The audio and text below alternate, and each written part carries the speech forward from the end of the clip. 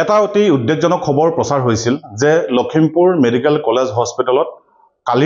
কাইলৈৰ পৰা হয়তো অক্সিজেন নাথাকে তেনেকুৱা এটা খবৰ ইতিমধ্যে বিয়পি পৰিছিল আৰু তাৰ পিছতে বিভিন্ন প্ৰান্তত যিসকল ৰোগী আছে জৰুৰীকালীন অৱস্থাৰ যিসকল ৰোগী আছে তেওঁলোকৰ মাজত হাহাকাৰ পৰিৱেশ সৃষ্টি হৈছিল হয় যদি এখন মেডিকেল কলেজত অক্সিজেন নাথাকে তেতিয়াহ'লে কি হ'ব পাৰে কেনেকুৱা ধৰণৰ পৰিৱেশ সৃষ্টি হ'ব পাৰে প্ৰতি ঘণ্টাত হয়তো মৃত্যুৰ খবৰ আহিব পাৰে তেনেকুৱা এক বাতৰি প্ৰচাৰ হৈছিল কিন্তু কাৰ্যক্ষেত্ৰত আমি আহি লখিমপুৰ মেডিকেল কলেজ হস্পিটেলত উপস্থিত হৈছোহি আৰু সেই পৰিৱেশ আচলতে নাই আৰু এতিয়াৰ পৰা কোনো চিন্তা কৰিব নালাগে সঁচা কথাটো হ'ল অক্সিজেনৰ অভাৱত কোনো ৰোগীয়ে ইয়াত মৃত্যুবৰণ কৰিব নালাগে লখিমপুৰ মেডিকেল কলেজ হস্পিটেলত সেই সঁচা খবৰটো দিবৰ কাৰণে বৰ্তমান মই উপস্থিত হৈছোঁ আৰু মই কথা পাতিবলৈ যত্ন কৰিম লখিমপুৰ মেডিকেল কলেজ হস্পিটেলৰ অধ্যক্ষ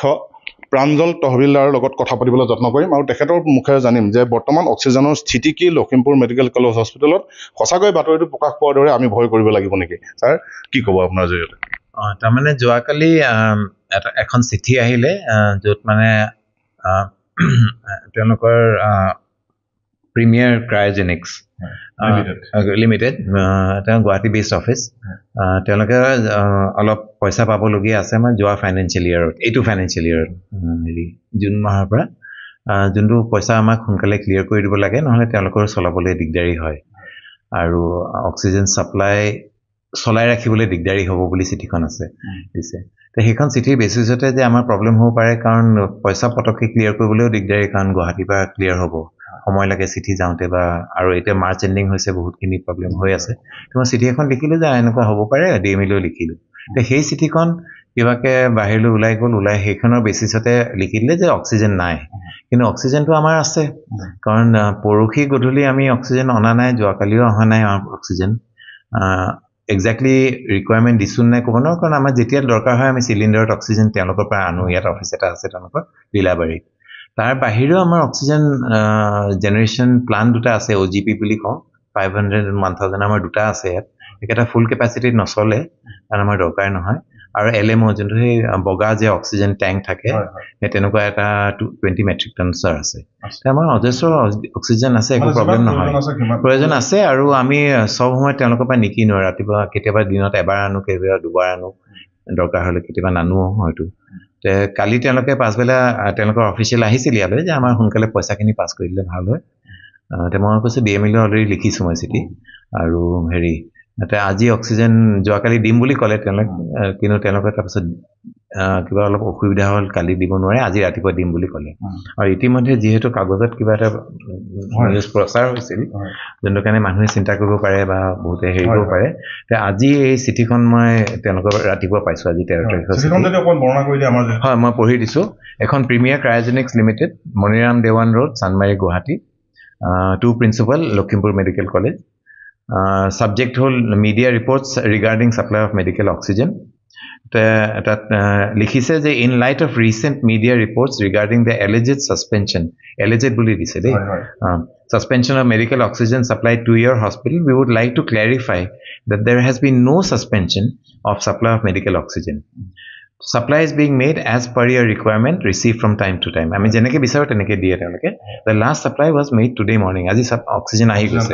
sir jodi চিঠিখন আমি আমাৰ ক্যামেৰা ক্লোজ কৰি যদি আমি দেখাব পাৰো আমাৰ দৰ্শকসকলক যে এইখন চিঠি সম্পূৰ্ণ এতিয়া খুলুসা কৰি দিছে প্ৰিমিয়াৰ ক্ৰায়োজেনিক লিমিটেড যেটো কোম্পানী নেকি অক্সিজেন ইতিমধ্যে সাপ্লাই দিয়ে লখিমপুৰ মেডিকেল কলেজ হস্পিটেলত আৰু হয় পইচা অনাদায় হৈ আছে লখিমপুৰ মেডিকেল কলেজ হস্পিটেলৰ ফালৰ পৰা কিন্তু সেই অনাদায় পইচাটোৰ কাৰণে অক্সিজেন সাপ্লাই বা অক্সিজেন যোগান বন্ধ নহয় ৰোগীসকলে বা আঁতৰৰ পৰা যিসকল ৰোগী জৰুৰীকালীন ৰোগী তেওঁলোকে কোনো ভয় খোৱাৰ প্ৰয়োজন নাই আশংকাত ভোগাৰ প্ৰয়োজন নাই যে অক্সিজেন নহলে মৃত্যুৰ খবৰ পাম বুলি যেটো ভয় আচলতে খাইছিলে সেইটো খোৱাৰ কোনো প্ৰয়োজন নাই স্যাৰ মই এটা কথা শেষত কৰো অনাদায় হৈ থকা পইচাৰ পৰিমাণ কিমান সেইটোৱে কেতিয়াবা আকৌ আমনি কৰিব নেকি না এখন চিঠি যোনটো দিছে 7.5 লাখ নহয় 7,45,000 নে 46,000 এক্সাক্ট ফিগাৰটো মই ক'ব নোৱাৰিম চিঠিখনত আছে কিন্তু